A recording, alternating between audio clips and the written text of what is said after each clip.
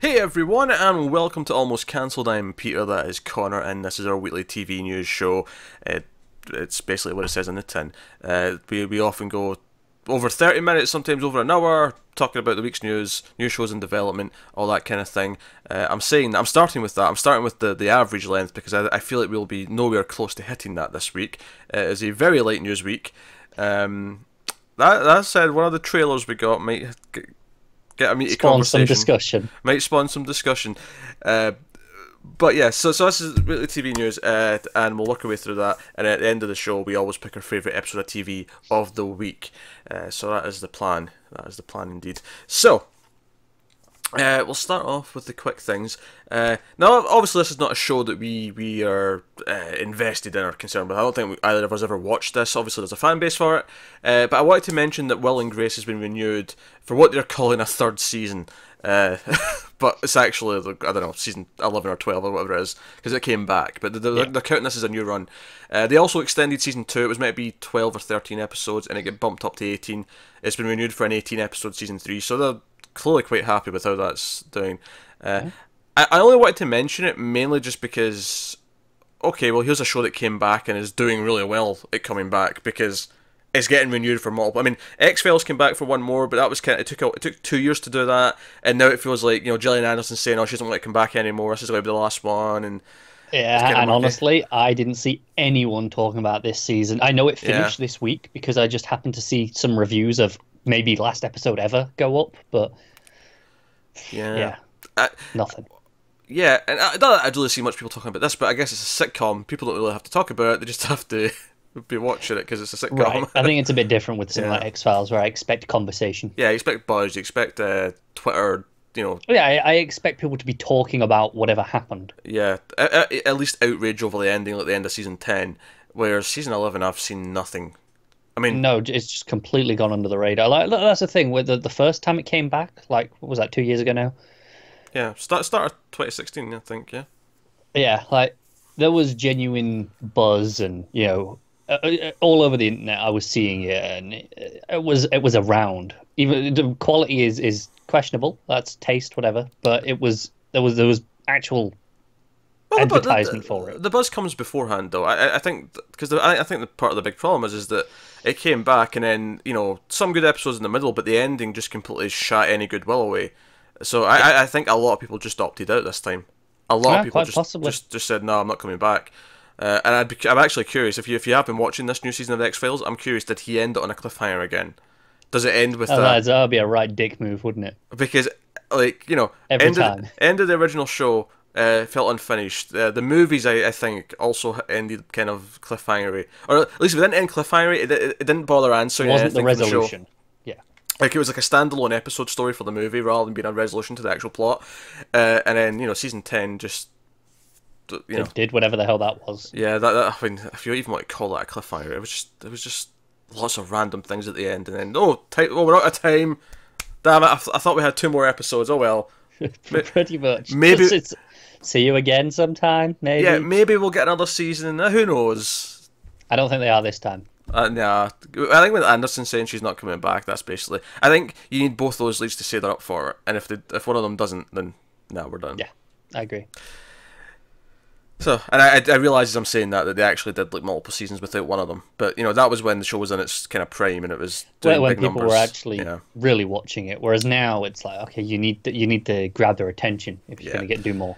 So yeah, congrats to Will and Grace for coming back and giving a lot of people steady jobs. Hell, McCormick's got 2 steady jobs right now. He's getting season 3s left and right. Oh no, that's the thing. As long as these extra episodes don't take him away from Travelers too much.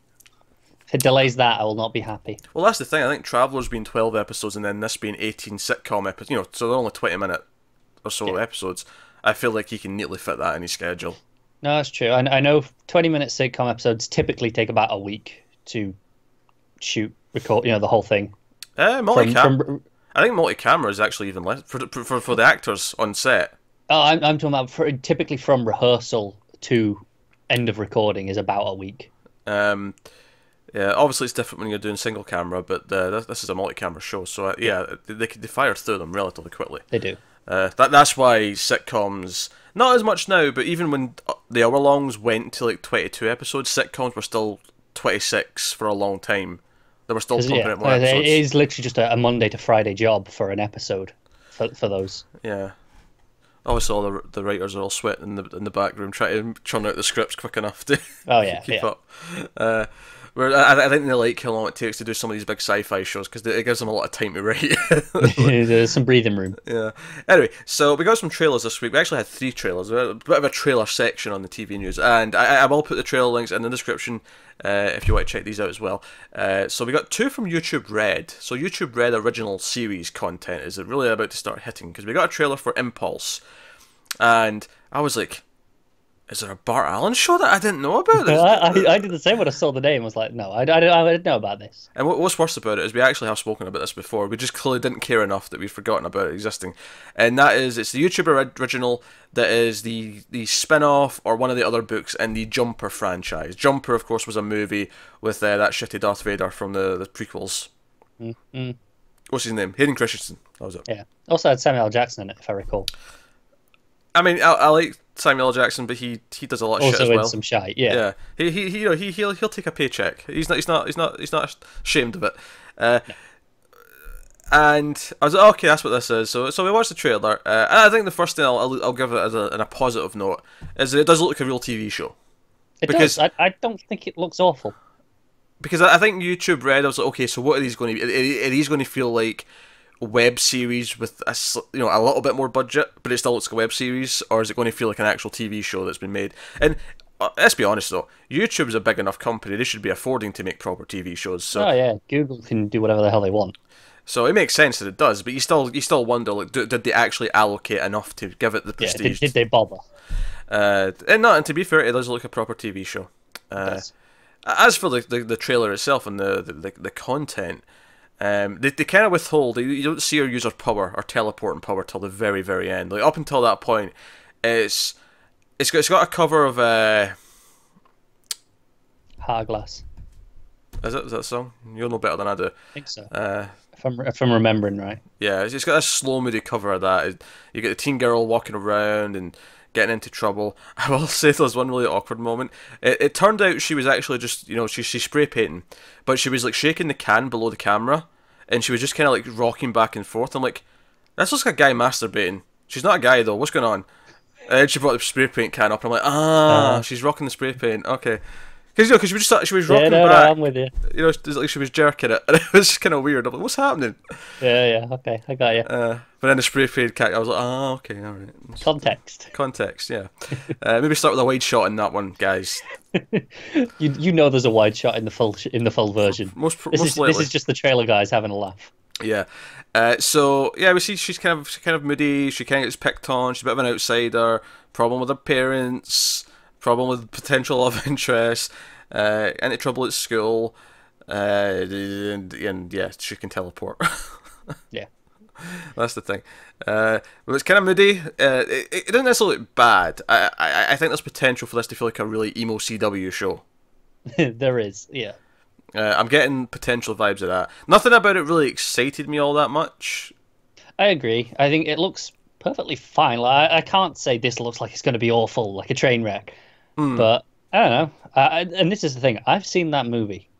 It's an awful movie. Don't be wrong. I like the core concept of the teleporting, and some of the lore. It would the agency that hunts them. There's some stuff I like as a concept. It's just a really badly done movie. Nah, you love it. This is oh no, I don't. This is like your version of The Boy. Tim loves The Boy. You love Jumper. Oh, I wish I loved it. I want to love it, but it's not good. Like I said, there's some ideas I do like as a concept for a movie, or in this case, a TV show. The one thing that I really do remember though is, much like in this trailer, he also discovered his jumping powers in the water. Okay. So I don't know if that's something that's supposed to be like, they have to go through that, or if it's just a coincidence. I actually wasn't sure going into this, like if it was going to be the same power, like because I knew it was based in the same series, but I wasn't sure if different characters in the series had different. Well, no, that's fair. But that's the thing I know from that movie is like there's a whole load of these jumpers. Like there's then that's why there's an organization to hunt them down. That's what Samuel L. Jackson's character is. Okay. But yeah, it was kind of fine. It was a bit moody. Nothing about it was like like the trailer did have a bit of a style. There's a lot of like sort of over the shoulder kind of shots and stuff to give it a bit of a consistent thing, which I do appreciate. I appreciate that it had like a visual flair of some kind.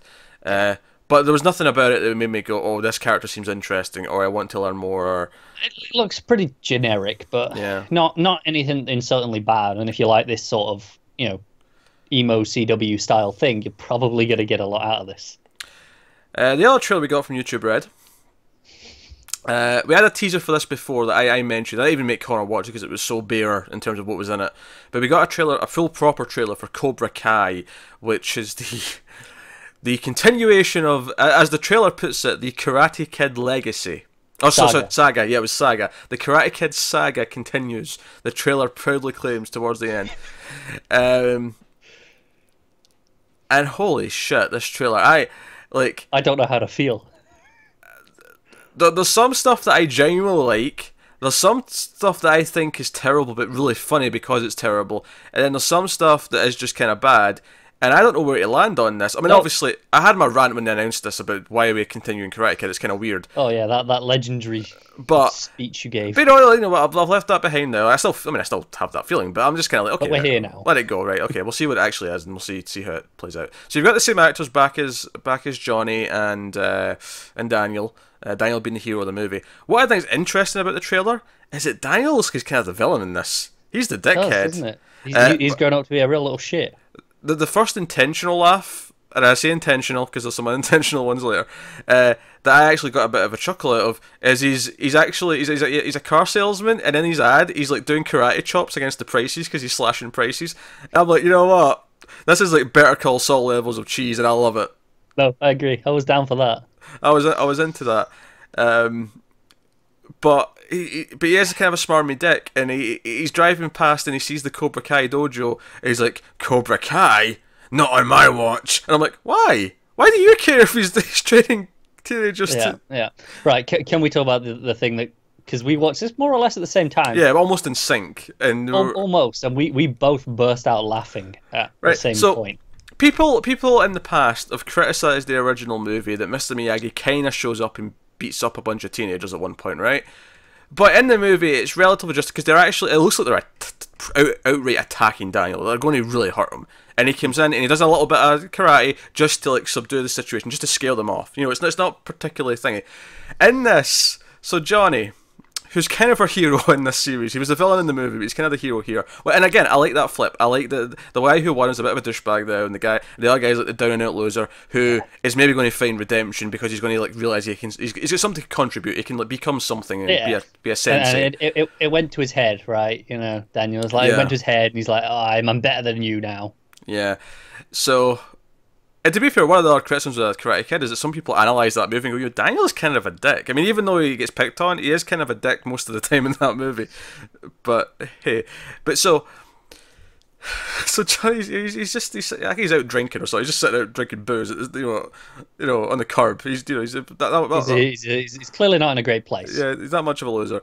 And there's these teenagers that are kind of our main teenagers who's going to be trained. He's getting picked on by these bullies, right? And I goes, oh, okay, this is an interesting idea. He's going to see what he used to be, and he's going to like stick up for the kid, right?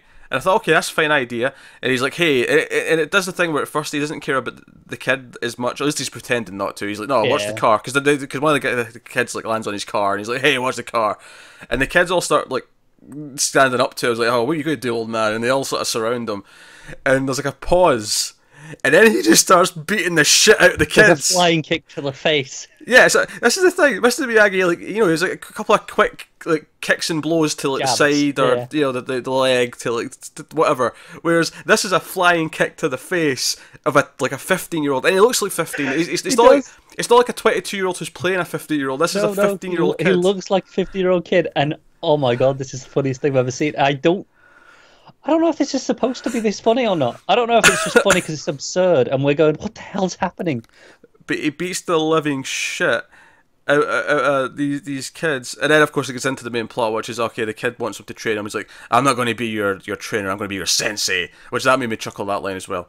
I did laugh a little bit later on as well. There was a little tease at the end where Daniel puts on his old costume. And by costume, I just mean his karate outfit with the headband. Yeah. But the headband's a specific headband. That's kind of No, I'm with you. But when he puts that on, I kind of felt weird. I was like, this feels kind of pathetic. Like, he's an old man trying to relive his glory and he's putting on his old outfit, and it just kind of felt sad. See, the one thing I will give it is I think that might be intentional, given the place that these characters are in. Absolutely, it might be. But I felt a little uncomfortable because I was like, does this extend to real life? Like, is this also the actor trying to reclaim his glory? Yeah, exactly. And that makes it a little bit uncomfortable, even though that might be the point for the character. I mean, I'm sure. I don't think he's been doing that much acting since because he was in some movies, other movies as well. He was in My Cousin Vinny. He was in a few other things. Yeah, late 80s, early 90s. I see the other guy here or there. I can't remember his name now. I'm blanking. Oh, I was in The Deuce recently, so I guess he is still acting. Oh, you're right. He was in The Deuce, so maybe he is still doing a bit of acting here or there. Just dabbling. For some reason, I thought he was like some of the kids in the Goonies who kind of went on to just be really successful at other things. Chunk from not Chunk. Chunk. No, Chunk's the big guy. Damn it, Truffle Shuffle kid. I can't remember his name. I must have watched it.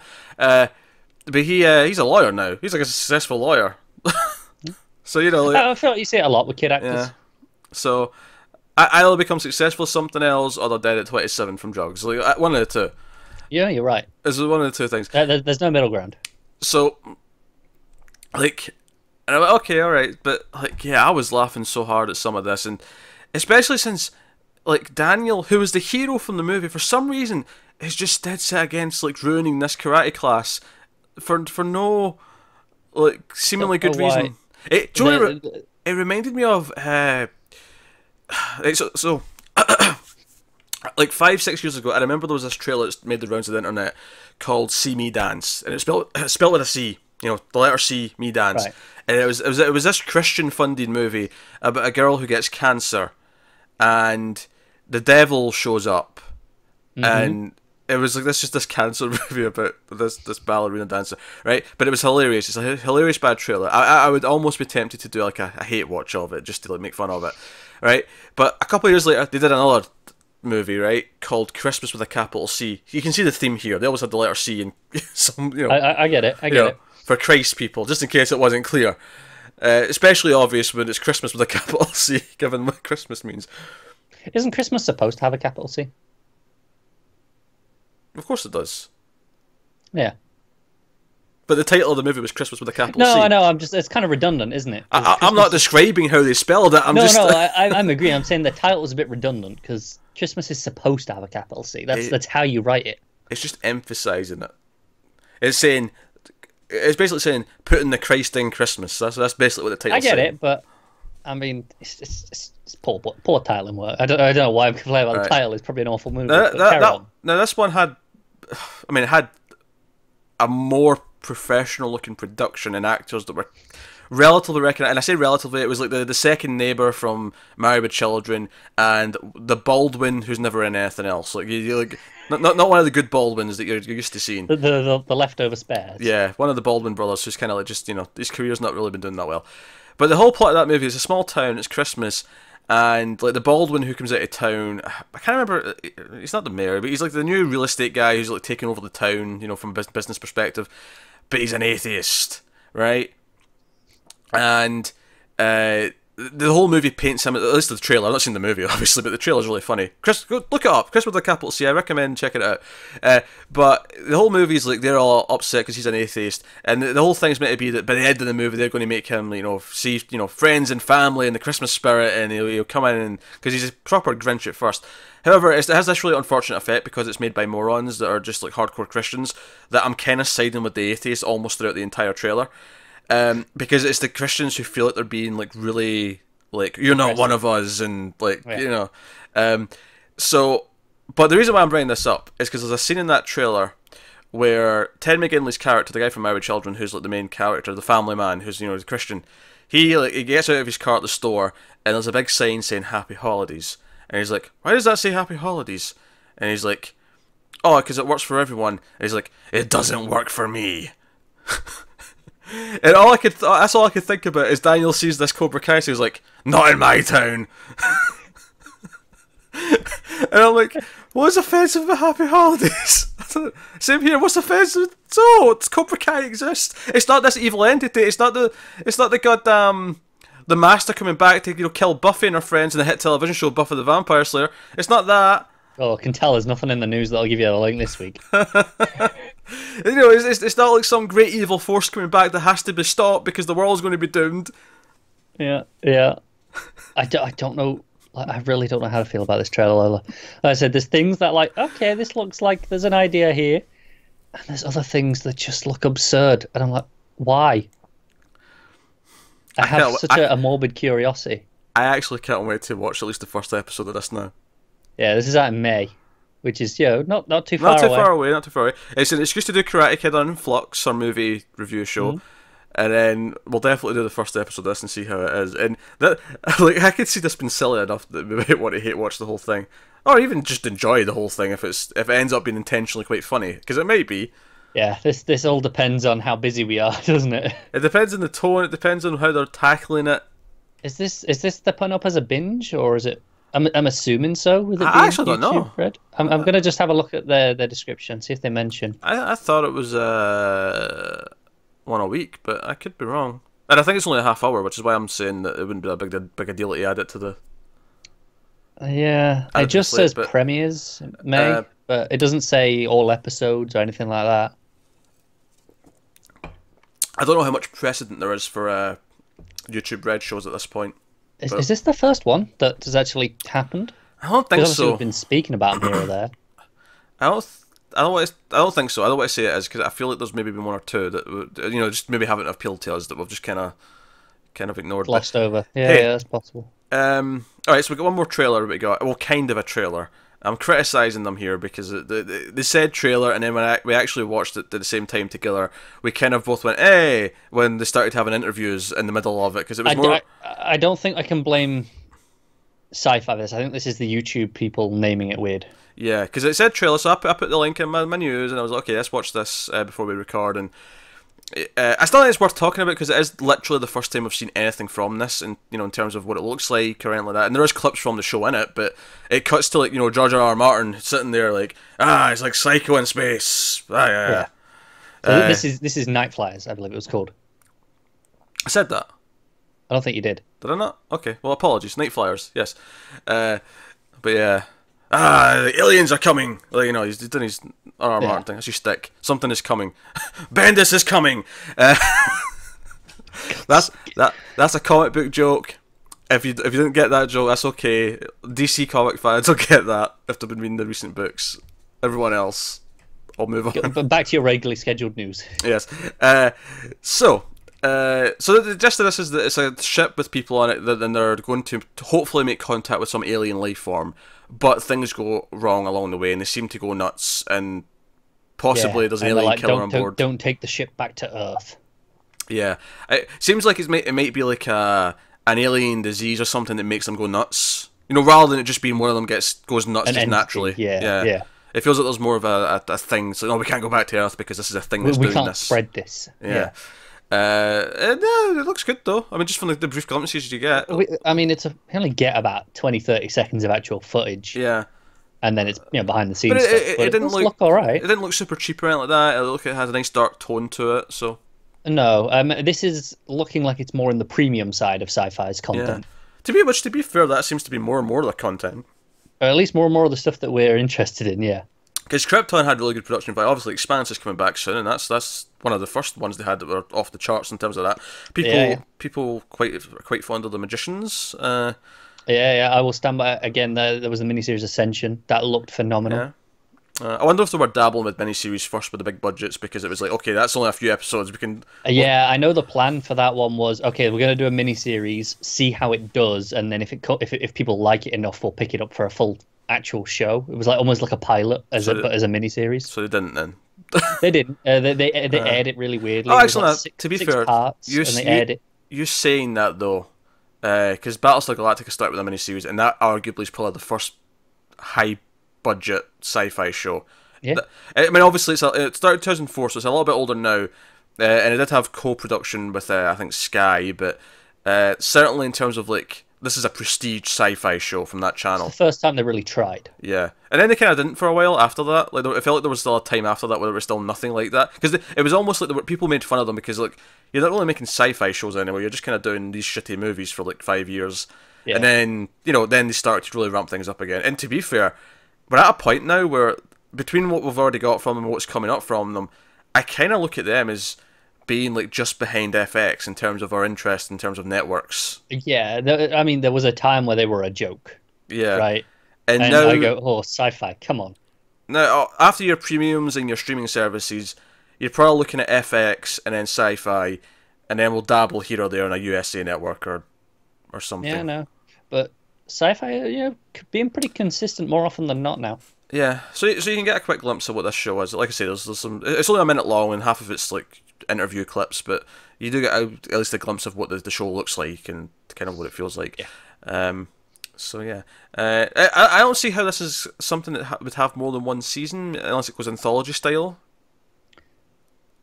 Yeah, because it looks like they're going to have to kill off some characters by the end, and I don't know how many they have left. But who knows? We're not super familiar with it. Maybe there's more stuff you can do in the world once that's passed. I don't know. Absolutely true. We'll see how it does.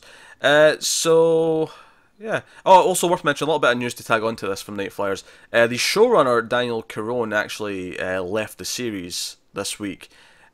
Although it doesn't seem to be like a super negative thing, it seems to be executive producer and who's writing the show, Jeff Buller's taken over, and Caron's actually working on other projects from Universal Cable Productions.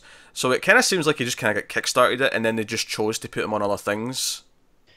Yeah. Maybe it was a scheduling thing. Like it was like, okay, you can do this or this, and he clearly chose the USA.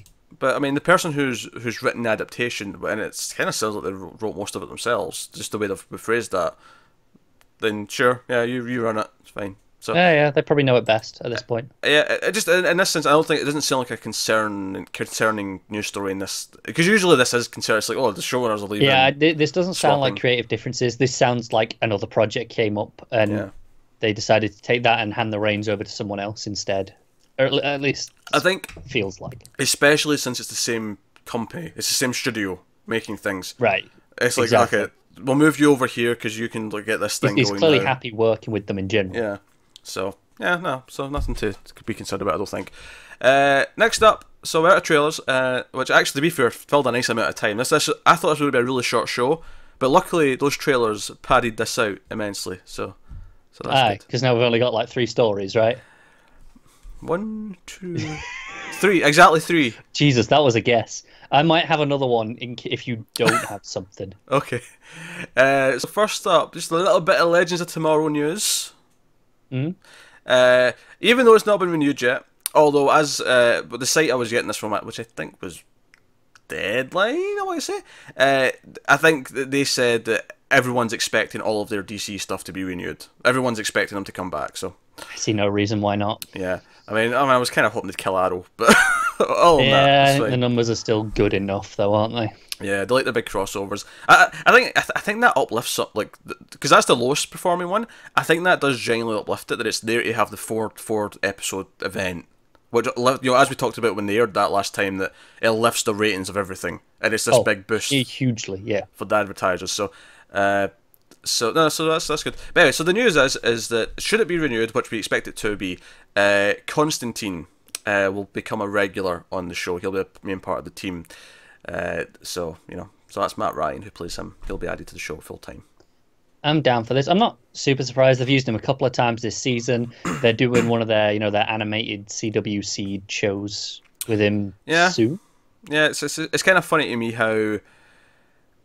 But if he's on the whole season next year, he'll actually have done more episodes of other stuff now than he did his own show. Yeah, he only did, 13 of that? Yeah. So obviously he's done like 1 or 2 Arrow, he's done 2 or 3 Legends at this point. But I think just 1 Arrow. Was it just 1 Arrow? I think it might have been. Well, I've mentioned him a few times, maybe it was just the one that he was in, but regardless, the point is that, a whole season next year of like 18 episodes will mean, okay, that's you. You've actually done more. Yeah.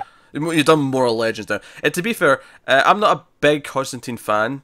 I don't mind him as part of a team, though. I think that's where he fits best. I feel like when it's just him, I struggle to give a shit. That's fair. When he's playing off other people, and he's like he's the magic guy amongst everyone else who have got all other abilities. I think that's cool. I'm hoping they also add Wally as a regular. That'd be my hope. Yeah, it wouldn't surprise me too much. I'd expect that, I think.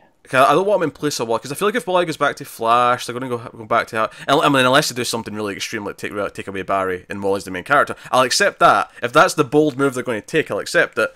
But, I agree, never going to happen. But failing that, no, get Wally on board as well for full time. But so I know people who were fans of that show. Yeah. No, I like the character in general. I think Matt Ryan's pretty good at the character, and I like how he plays off most of the legends. So.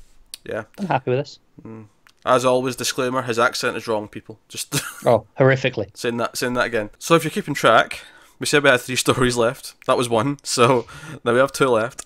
Luckily, they're a little bit meaty, which is nice. They're not just like random. There's a law show going to be on CBS. Oh, or don't remind me. Those are the days I hate. So, Fremantle Media, who produced American Gods, have acquired the rights to turn Astro City into a TV show. This is a comic book series by Kurt Busiek. I've never read it, but I've actually heard many a good thing from many people. I have too. It's ongoing at the minute with its kind of sequel series, I believe. Yeah. So Astro City Comics, created by Kurt Busiek, and artists Brent Anderson and Alex Ross, spans 16 and counting standalone yet loosely connected story arcs containing more than 2,000 original characters. What is this thing recently with? It's bullshit, isn't it? 2,000 characters, like that doesn't mean anything. Like, how many small characters are we including in that? It's weird.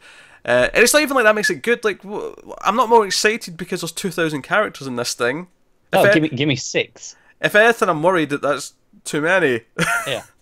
No, I agree.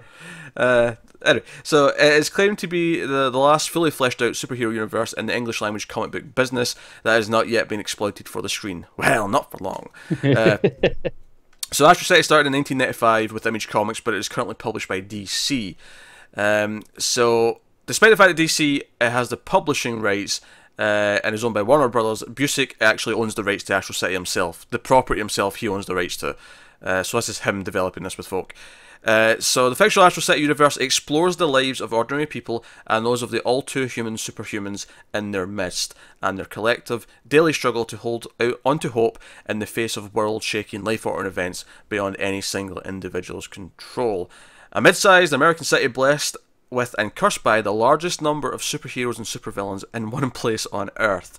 Astro City is described as a unique brand of humanistic saga, part superhero epic, part intimate drama, in which the mostly good-hearted workaday residents of the eponymous locale come into daily contact with the worrisome, the weird, and the wondrous. Given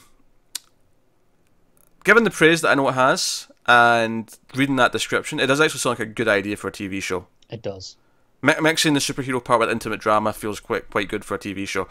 Busiek and Rick Alexander are writing the pilot episode, so that's the okay.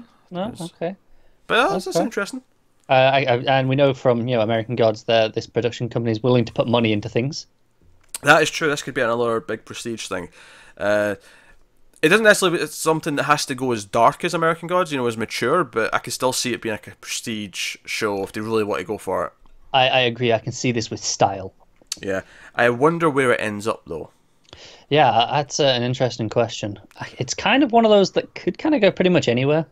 There's nowhere in particular that I feel it really belongs. Yeah, I still think it'd work in like a regular network. I'd rather not be there. Like, I'd always go for the higher quality somewhere else, but it could work on a network. There's no reason why this I agree. Yeah. I can see this on like an NBC. Yeah. That said, though, I feel like it'll go somewhere else, and it wouldn't surprise me if Netflix or Amazon open their books and be like, hey, come on, guys. Yeah. Maybe Netflix. I can see anyone going for this, honestly. Yeah. I really can. Netflix could get some less boring superhero stuff, or Amazon could get any superhero stuff. They could be like, hey, we don't have a superhero thing. Hey, they got the tick. Oh, sure, they got a tick. You're right. Okay. Better than all of Netflix's superhero stuff so far. Which is actually very true. I guess I just forgot about that because it's so light and different, yeah. But hey, so still, Amazon, okay, they've got a tick. They've got 1.5 hour show. Let's give them the hour-long, big budget thing. I'm with you, like a proper superhero show. Yeah, so, Yeah, I see potential. I'm kind of excited to see where this goes, and I like Busiek as a writer. His Superman Secret Identity is very good. He's currently doing Batman Creature of the Night, which is also very good. Both of which have very similar kind of premise, where they take the character of Superman and put him in the real world, and it's this this kid in our world where Superman is a fictional character suddenly gets the powers of Superman, and how does he deal with that, and what does he do with them? And it's like a really neat meta sort of examination of what it means to be that character, and it's really good stuff. So I think the fact that that's something that actually thrills me about one day reading this is that the entire thing seems like it's a look at what superheroes are, and it's an examination. And it is. It's and the real drama. Yeah, but in a less cynical way maybe than Watchmen, which is also obviously fantastic. But yeah, it's a very cynical look at things, but that's okay. But this is different, maybe. Yeah, this is maybe more appreciating and examining them than it is. Yeah, maybe it's a bit more balanced. Yeah, very possibly. And then the last bit of news this week, also something notable, with a name that I think even more people will recognise. Street Fighter is yeah, I saw this. Got a live action TV show in the work, with Mark Gordon's Entertainment One. The planned series will be executive produced by Joey Ann Ash, Jacqueline Quella, and Mark Wooding, who produced the live action Street Fighter Assassin's Fist web series. So this is one of these things where it was a web series and then it became the actual thing. I remember people were hoping that because there was a Mortal Kombat web series at one point that everyone loved, and they were hoping that would become a movie, and it just kind of fizzled out and didn't happen. But they were hoping it would. So this seems to be, even though I never heard of this one, so I don't think it had quite the same amount of buzz. It seems to be actually enough. Yeah, at least Capcom's and the Entertainment One are going ahead with it. So the series will focus on Street Fighter's core World Warriors tournament.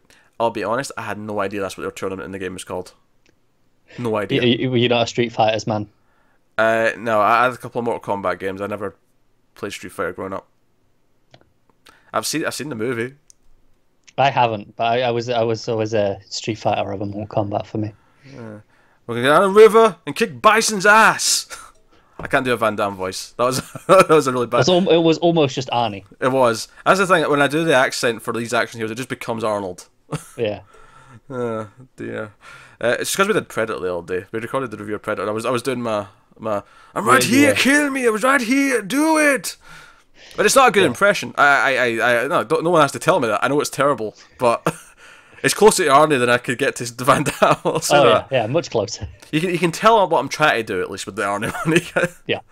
Anyway, so so World Warriors Tournament, the storyline that pits fighters from around the globe against each other in hand-to-hand combat. The video game franchise has been adapted several times, including multiple animated projects and 2 live-action movies. The second of which had Kristen Crook, the star of the not-so-hit television series Smallville.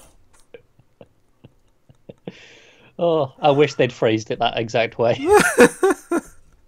So, I mean, obviously, this is a kind of a blank slate. There's not much of a plot here, really, to sort of do your own fighting tournament series, essentially. Yeah, and obviously, it could very much be a better adaptation than anything else. Because obviously, I don't know what the animated movies are like. I think the first animated movie that everyone likes is quite well loved, but I think Street Fighter 2 had a pretty good animated movie. I seem to remember people my age liking that. I never saw it, but maybe they'll actually nail the characters and like what they look like. And hopefully it's nice and ridiculous. I'm assuming since fans made this web series that they actually had like their powers and shit and all the. It's not Street Fighter without them, is it? No. So yeah, this is the thing. The one good thing I'll say about that original, other than the unintentional comedy and the one genuinely really funny moment. I don't know if you remember the one really good joke in that movie. I never saw the movie, but I've just seen clips. There's a really good moment, right? Where they've all been fighting, like, Van Damme and his army folk and like the bad guys, and at one point they're in like a room in Zangief's there with a group of characters, and they're watching the security camera, and there's a truck with like bombs or whatever driving towards where they are, like just outside the building, and it's going to drive into the wall that they're at, and Zangief shouts out, "Quick, change the channel!" And it is legitimately really funny. But the one good thing about that movie is Raul Julia as Bison. He is fantastic. He's hamming it up, but he is doing great. He also played Gomez in Addams Family movies. He tragically died not long after making it, so he never went on to have like, this big long career where he would have been great in a lot of things, I think. But and the few things that I've seen him in, he was always good, even if it was a bad movie. So that's a shame. He obviously died quite young, but yeah. But no, that is the one big positive I'd give that movie. I mean, it's kind of watchable. Mortal Kombat's a better movie, but they both kind of fall into. These aren't very good, but there's some charm to the ridiculousness. There's some schlock. Yeah. And then, you know, the one with Kristen Craig, I never saw it, but from everything I'd heard, they tried to take it so seriously, but it was just really melodramatic and terrible. Oh, of course it is. She's in it. So maybe they could do something fun here. Maybe. So I don't see any reason why not. If Zangief doesn't like jump up and do a spinning pile driver, I'm not. And what's the point? Yeah, that and the Shuriken's, I feel like they have to. Yeah. Have to do that. So, and I don't know how to explain that. I guess they just say that's their chi or whatever they use in Street Fighter. Yeah, probably. Rather than, you know, we've got meta powers. It's just no. He's just harnessing his chi, and that's a blast from that. Yeah, but however they do it, I don't care. But they've got to be part of it. All right, okay. Well, there you go. That's the news. I just saw a little thing the other day about Rick and Morty. I don't know if you caught any of this. The ongoing discussions about what's going on with season 4. Yeah, I think there was pay disputes of some kind. We don't know exactly. There's no, because people were tweeting at Harmon going, "Hey, where the hell's season 4? When are you writing it? Like, how you doing?" Because obviously he was infamously very slow at writing before. Yes, and he basically went, "I'm not writing a damn thing right now because it's not picked up. So until it's picked up officially for a season 4, I'm not touching it because I'm not wasting my time for something I'm not getting paid for." Understandable.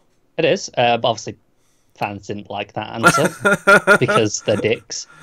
But it's then a few days later we got a bit more on it. There are some contract disputes, which is why they've not picked it up for a season 4, because obviously it was their highest performing comedy show ever.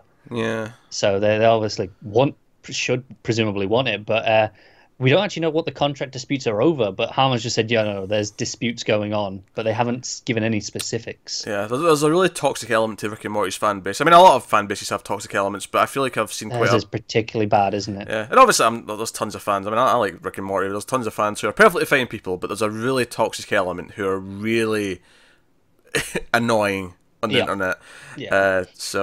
I don't envy him that attention at the No. But I'd love to know what these contractual disputes are and how long till Adult Swim cave, because it's their most successful show. They're going to want it eventually. It is. It's worth mentioning as well. Like the trade paperbacks for the Rick and Morty comic were really high in the charts for 2017. Like, they were doing good numbers. So. Oh yeah, people love it. Anything to do with it, don't they? Yeah, and there's obviously there's toys and there's various other things, but it's actually a franchise now. It's actually doing quite well with maybe a very particular sect of people, but I think it's making a lot of money for them. So absolutely. I feel like they'll work it out somehow. Yeah, it really depends on what they're asking for, doesn't it? Or maybe they'll do what happened with Community and we'll get a bastardized version of season 4 with someone else running the show, and then they'll bring Harmon back for season 5. That's entirely possible. Yeah, it depends where the rights for it lie with. Are they with Adult Swim or are they with Harmon? I'm not sure. I don't know. It'd be really funny though if that happened to him twice, like season 4 again. It kind of would, wouldn't it? Yeah. Behaved. So, alright, cool. So that's the news. So what we do now is we will pick up our favourite episode of TV of the week, which, interesting then. So we obviously had an episode of Timeless, we had the episode of Agents of S.H.I.E.L.D. We also had the premiere of Krypton, which will be part of Television from the Multiverse, which is where we review all of the DC shows of the week. But for the first week, because it was a premiere, we did a standalone review for YouTube. That said, it'll be edited into the overall podcast that we do at the end of the week, and then following episodes will be reviewed as part of that podcast at the end of every week. But we have watched it already this week. I've also watched Legends of Tomorrow, to be fair, as well. You've also watched Ash vs Evil Dead as well. I do. I always forget that because I don't do it with you. Yeah. You see me and go, that's not relevant here. It's also like S.H.I.E.L.D. because I sometimes forget S.H.I.E.L.D. because it was right back, just after the last news. Just after we did the last news. Yeah. It's just been so long that I forget about it too. So that's the options. We also did a couple of Jessica Jones, which we did drop this week. We dropped episode 7, and I felt quite bad because we said in episode 6 that we'd probably finish it, and then we came back with 7 and said we weren't. The reason though was primarily because before we recorded episode 7, we actually scheduled out our next month of recordings, because we haven't really been doing that much recently because it's been relatively quiet, so we felt like we had tons of time. But we knew April was going to be busy, so we sat down and scheduled out everything in April. And it turned out that in order to actually get all of our regular content every week, we'd have to like do some of it in advance. So we had to drop Jessica Jones to do that, which we were very middling on. Like we weren't enjoying it. Neither of us actually wanted to watch it. It was kind of, we said we'd finish it because there was Yeah. nothing on. We had time. Yeah, and some people did want us to finish it, so we sort of okay, we'll do it because we've got time, so we'll do it because people want us to. But then when we actually looked at the schedule and we mapped everything out, it just wasn't feasible. Because we actually, the time we would have spent doing like episode 8 and 9 of Jessica Jones, we actually recorded a bunch of Star Treks for the next month so that those won't be interrupted throughout April. Yeah. So that's everything we did this week in terms of TV. So what's your pick, Connor? What you going with? You know, it's actually pretty, out of the three things that I'm counting, it was a pretty solid week, actually. I enjoyed all of them. I'm gonna give it to Krypton just for the surprise factor that it wasn't atrocious. That it was that I went into that like expecting a train wreck, and I came out and went, "Damn, that's not bad."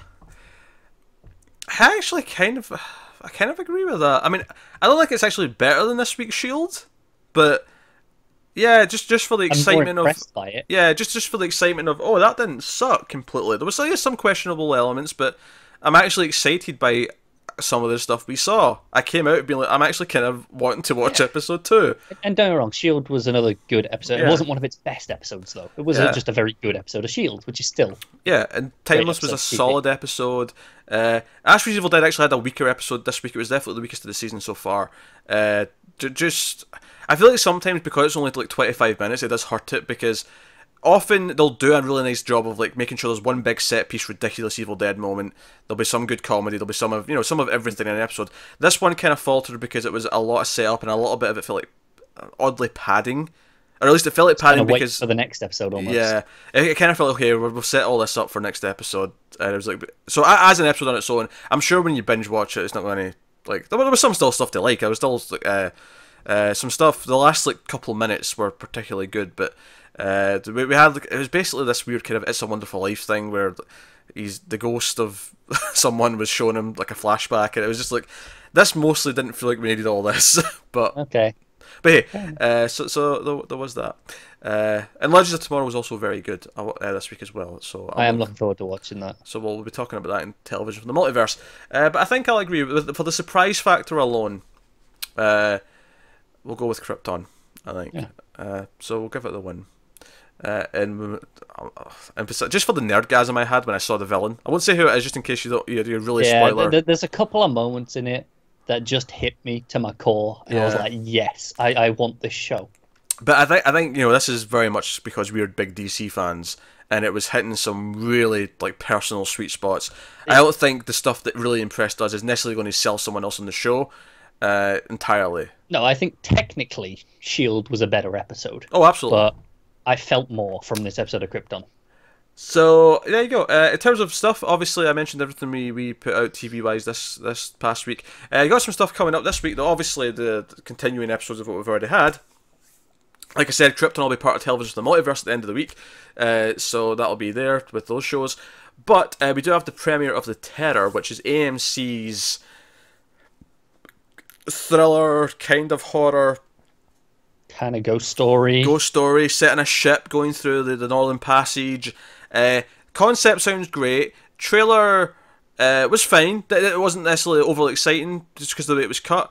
I could see this either being a really great slow burn, like build of tension, or I could see it being dull, and I'm not sure where it's going to land. Just on that note, we mentioned all the supernatural sort of threat that was going to. We got in the original description, and the trailer had no hint of that whatsoever.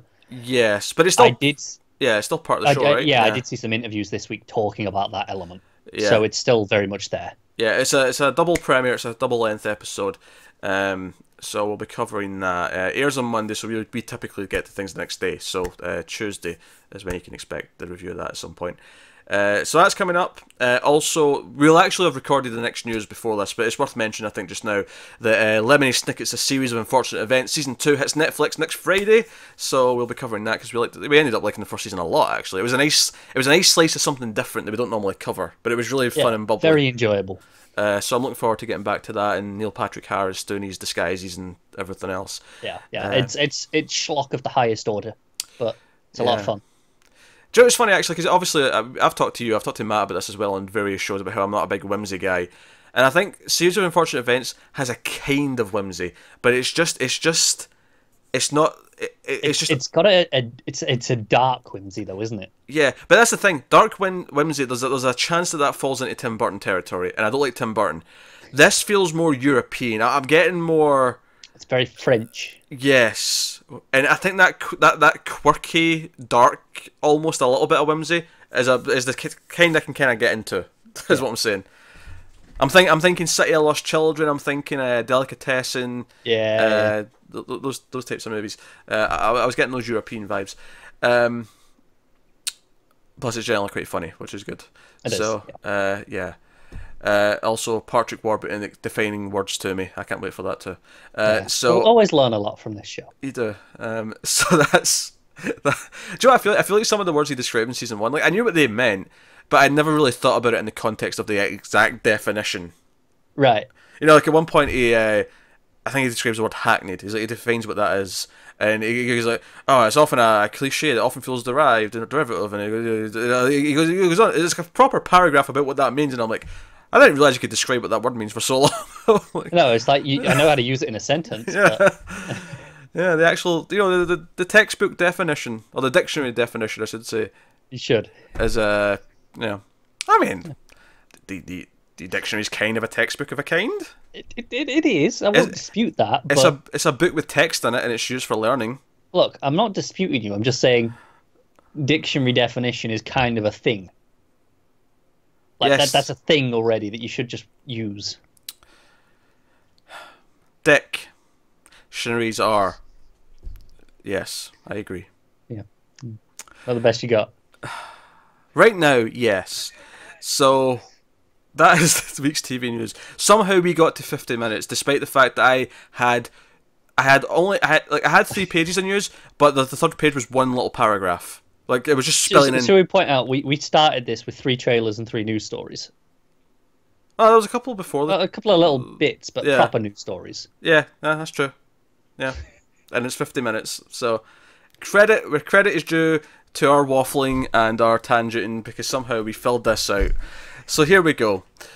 That is this week's TV news. Obviously, let us know what you thought of the news stories in the comments below. Like, subscribe, all the usual stuff. Get us on the Twitters at mailed_fuzz for channel like this. If you want to support the show, head over to patreon.com/mailfuzztv. There'll be a link in the description, but otherwise that is us. So thank you once again for watching. Keep watching TV, guys. Have you got any vanilla?